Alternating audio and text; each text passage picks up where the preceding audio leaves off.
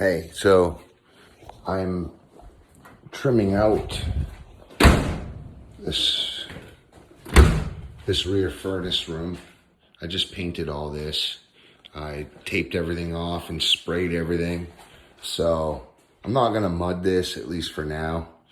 But I'm going to trim all of the corners, all of these windows and doors, and that door is next after this window, and just kind of tidy it up in here.